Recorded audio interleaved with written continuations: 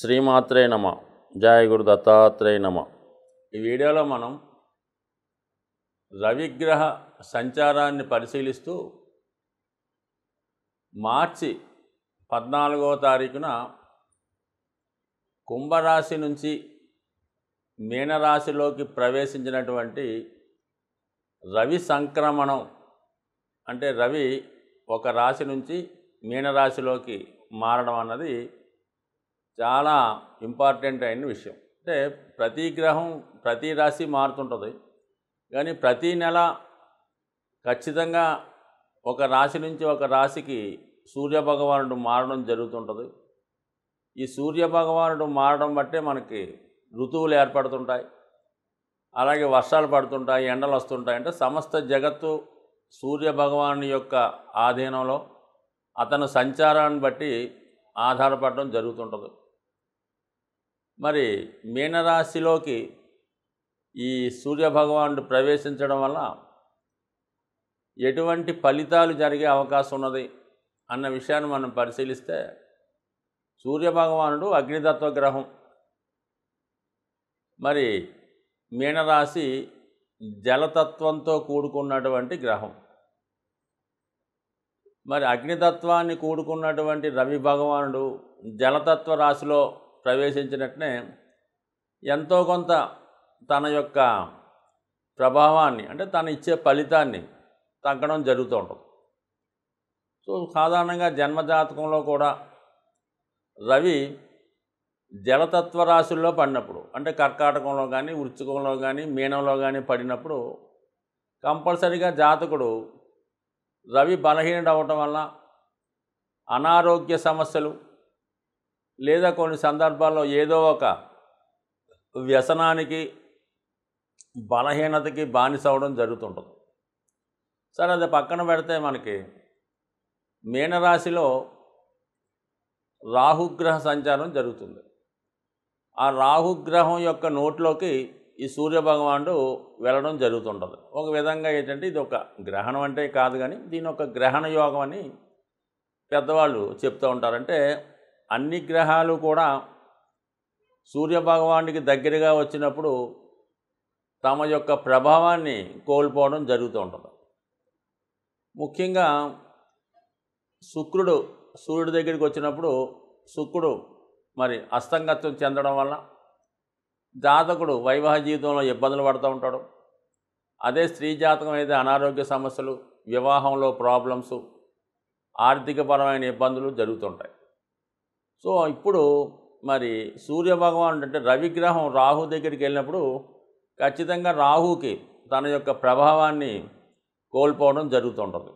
కామన్గా రాహుగ్రస్త చంద్రుడు అంటే మనకు చెప్తుంటారుగా, ఈ సూర్యగ్రహణం చంద్రగ్రహణం జరిగినప్పుడు మరి గ్రహాలు బలహీనపడతాయని, ఆ సమయంలో అందరూ దైవ ప్రార్థన చేయాలని చెప్తూ ఉంటారు. బట్ ఏవైనా సూర్యభగవానుడు రాహు దగ్గరికి వెళ్ళినప్పుడు ఖచ్చితంగా మరి కొన్ని దుర్యోగాలు ఏర్పడడం జరుగుతుంటుంది.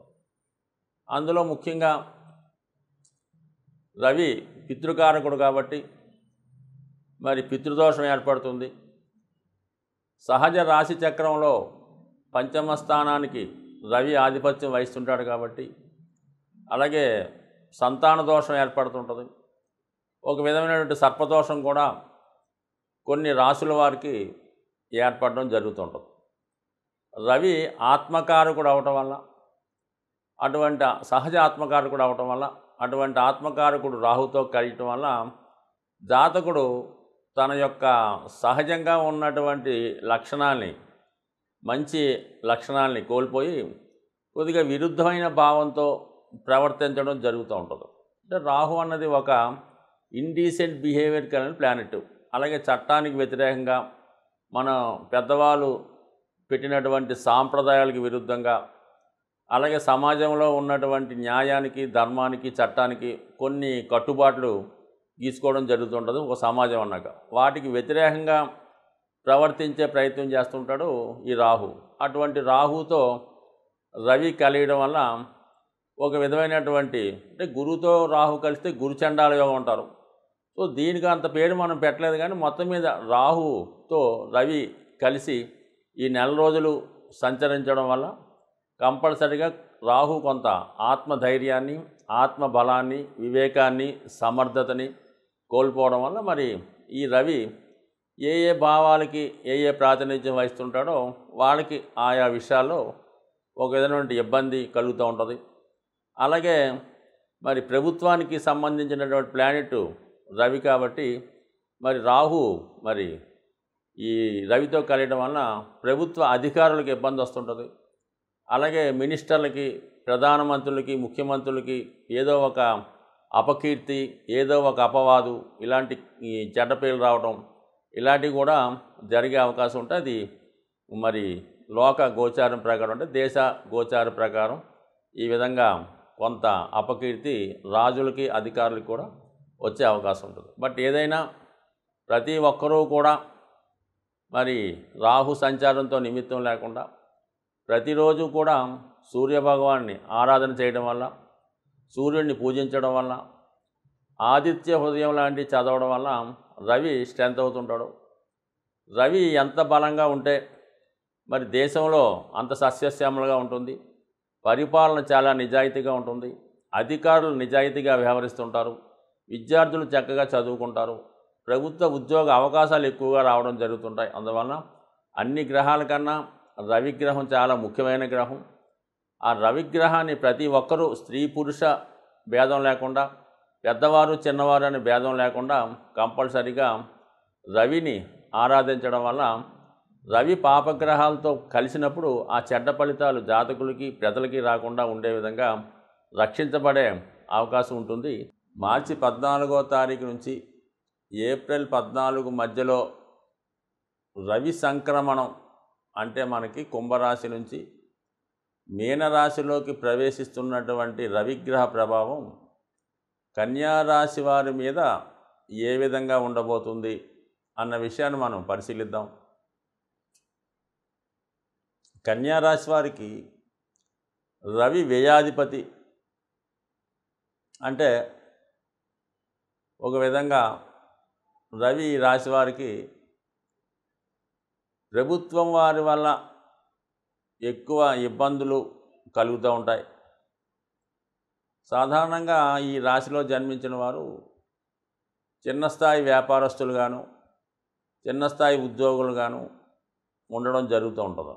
అంటే కొంతమంది వైద్య వృత్తిగా ఉంటారు, న్యాయవాదులుగా ఉంటారు, వాళ్ళ పాటిని పెట్టి ఎక్కువ శాతం మీడియం పీపుల్ అంతా కూడా మీడియం మధ్యతరగతి కుటుంబంలో జన్మిస్తూ సాధారణమైనటువంటి జీవితాన్ని గడిపేవారు ఎక్కువగా ఈ కన్యా లగ్నం లేదా కన్యా రాశిలో ఉండడం జరుగుతుంది.